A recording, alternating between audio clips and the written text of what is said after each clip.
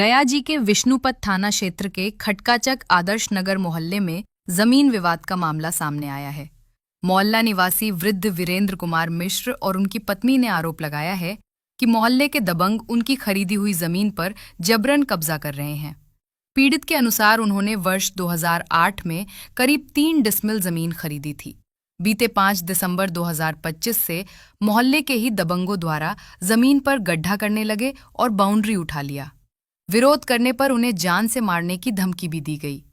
वीरेंद्र कुमार मिश्र ने बताया कि उन्होंने इस मामले को लेकर विष्णुपत थाना में आवेदन दिया है, लेकिन अब तक कोई ठोस कार्रवाई नहीं हुई है। पीड़ित ने पुलिस प्रशासन के वरीय अधिकारियों से पूरे मामले की निष्पक्ष जांच कर न्याय दिलाने की मांग की है। मेरा नाम वीरेंद्र कुमार मिश्र है। मैं आदर्श नगर खटकाचक वार्ड नंबर 44, थाना विष्णुपत, पोस्ट चांदचौरा, जिला गया जी का निवासी हूँ। किस पोस्ट से? जी सर। किस पोस्ट? मैं एक सरकारी कर्मी था, शिक्षक था सर, और 2020 के फरवरी में मैं अवकाश प्राप्त किया हूँ। क्या दिक्कत हुई?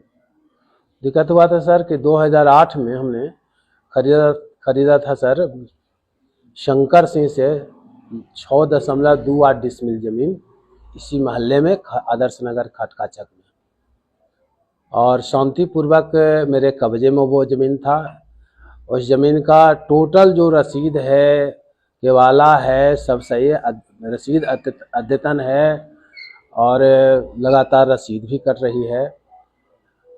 उसमें पिलर गड़ा हुआ था सर, ज़मीन पर कब्जे में था, कहीं कोई दिक्कत नहीं थी। लेकिन 5 दिसंबर 2012 को अचानक मोहल्ले के ही लल्टू यादव, मंटू यादव और वालेश्वर यादव तथा उनके कुछ साथी जो दबंग किस्म के थे, कहें कि ये भू माफिया हैं और ये मेरे ज़मीन में पहले ये ग्रेड बीम दिया। ग्रेड बीम देने के बाद हम थाना में गए, थाना हमें सहयोग नहीं किया, भगा दिया ताकि जाओ आ रहे हैं। थाना आया भी, पुलिस आई भी, लेकिन देख दाख के चला गया। और उसके बाद दोबारा जब हम 6 तारीख के गए, 6 तारीख के भी थाना आई, लेकिन कुछ नहीं कर सका।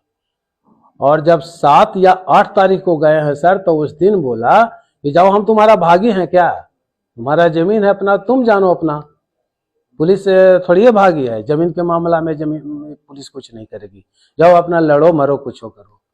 हमने कहा कि कम से कम आप जब तक कि हम आगे बढ़ नहीं जाते हैं, कम से कम कुछ तो रोक सकते हैं आप, ऐसा तो नहीं है कि आप नहीं रोक सकते हैं। इस बीच हम सीओ साहब के पास भी गए थे, सीओ से मिले भी थे, लेकिन उन्होंने भी कुछ नहीं किया। इसी बीच हम एसएसपी के यहाँ गए, डीएम साहब के यहाँ गए, एसडीओ के यहाँ गए, जितने भी वरीय पदाधिकारी थे सबके पास जाकर अपनी पीड़ा सुनाई, लेकिन किसी से कोई आश्वासन तक नहीं मिला। फिर उसके बाद अभी तक दौड़ रहा हूँ। क्या कहता है उन लोग? कहता है कि जाओ, हमारा ज़मीन हो गया। बीच में जब एक दिन हम नहीं थे, 14/12/2025 को हम चले गए थे पटना बेटी को परीक्षा दिलाने के लिए। तो उस दिन हमारा बड़ा बेटा जो पंचायती राज पदाधिकारी है, अभी फिलहाल उस सेक्रेटरिएट में है, और मेरा एक और बेटा है जो छत्तीसगढ़ में रहता है। पतोहू सब भी मैंने छोटा मोटा अपना रोजगार करती है, नौकरी में वो भी है, और हम केवल पति पत्नी रहते हैं, लगातार अस्वस्थ भी रहते हैं। तो ये गई थी उस दिन, ये पत्नी थी, तो इसको कहा कि भागते हो कि नहीं यहाँ से, न तो गाड़ देंगे, और भी बहुत अभद्र शब्द बोला जिसको हम कह नहीं सकते हैं, उस शब्द का उच्चारण हम नहीं कर सकते हैं।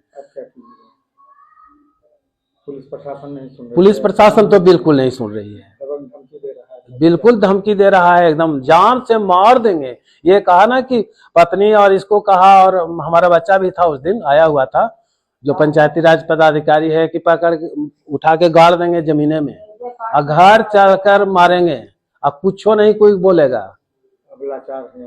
तो लाचार तो बिल्कुल है सर, हमारे पास मैन पावर नहीं है, हम उतना लड़ नहीं सकते हैं सर। और उस तरह का आदमी हम नहीं है कि हम पटका पटकिया किसी के साथ कुछ कर सकते हैं। प्रशासन की क्या गुहार? प्रशासन से तो लगातार गुहार लगा रहे हैं, लेकिन प्रशासन सुनती कहाँ है, किसकी सुनती है सर, बताइए ना।